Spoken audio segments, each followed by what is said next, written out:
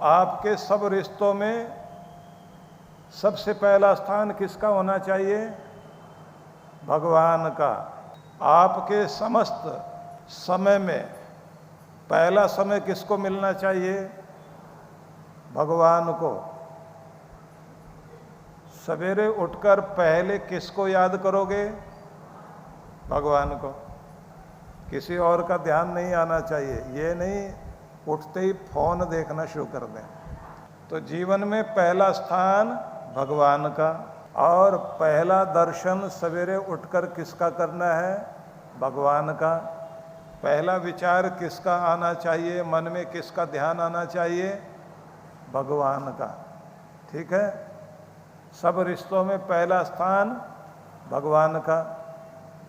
तो इस बात को ध्यान में रखिए कि भगवान को अगर आप पहला स्थान देंगे तो भगवान भी आपको सबसे पहले ध्यान देंगे कि ये पहले मुझे ध्यान देता है तो मैं भी इसको पहले ध्यान दूंगा। तो पहले किसे याद करना है? भगवान को। अब एक बात और, रात में सोने से पहले आखिरी विचार किसका आना चाहिए? भगवान का ना? पक्का? आखिरी विचार भी भगवान का और पहला विचार भी सवेरे उठते ही भगवान का।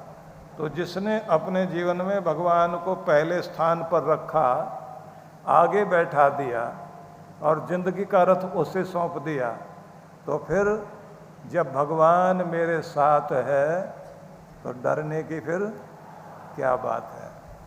तो इसके लिए जो सबसे पहले ध्यान देना पड़ेगा, इस बात को ध्यान में रखना है कि मेरी वाणी में सवेरे उठते ही सबसे पहले जो वचन निकले मेरे प्रभु का निकले। मन में भाव आए, भगवान के लिए आए। मेरा प्रेम किसके लिए अर्पित हो? भगवान के लिए। मैं माथा किसको टेकूं, सिर किसको झुकाऊं? भगवान को। मैं किसको पहले देखूं? भगवान को। मेरे कदम पहले किसकी तरफ चलें? भगवान की तरफ। मैं किसको पहले हाथ जोड़ूं? भगवान को। ठीक है। जीवन में पहला स्थान भगवान का। वाणी में भगवान को बसा लीजिए, मन में भगवान को बसा लीजिए। आंखों में पहला रूप किसका देखना है? भगवान का। ठीक है, समझ में आ गया?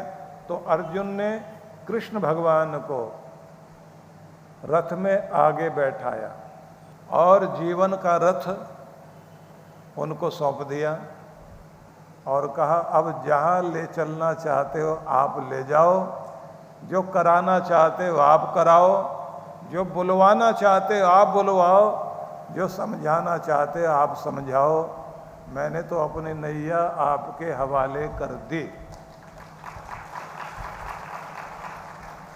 तो जिसने अपने आप को भगवान का उपकरण बना दिया, उसका खिलौना अपने आप को बना दिया, उसका इंस्ट्रूमेंट, उसका उपकरण खुद बन गए। अब जैसे वो नचाए वैसे नाचना है, जैसे बुलवाए वैसे बोलना है, जैसे रखे वैसे रहना है, जैसे खिलाए वैसे खाना है। भगवान को जीवन में पहला स्थान देना है। जो वो दे, जो परिणाम आए, जो जीवन में रिजल्ट आए, उसको खुश होकर स्वीकार करना सीखिए और बेहतर के लिए दिमाग लगाकर, योजना बनाकर कोशिश जारी रखिए।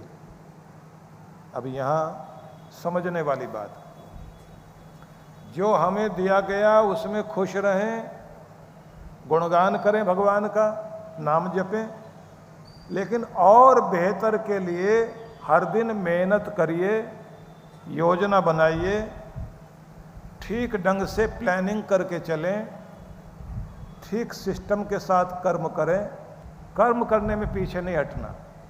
कर्म अच्छे से करिए और बेहतर होने की चेष्टा हर दिन करनी चाहिए, लेकिन जो मिला उसमें संतुष्ट, शांत और खुश रहना,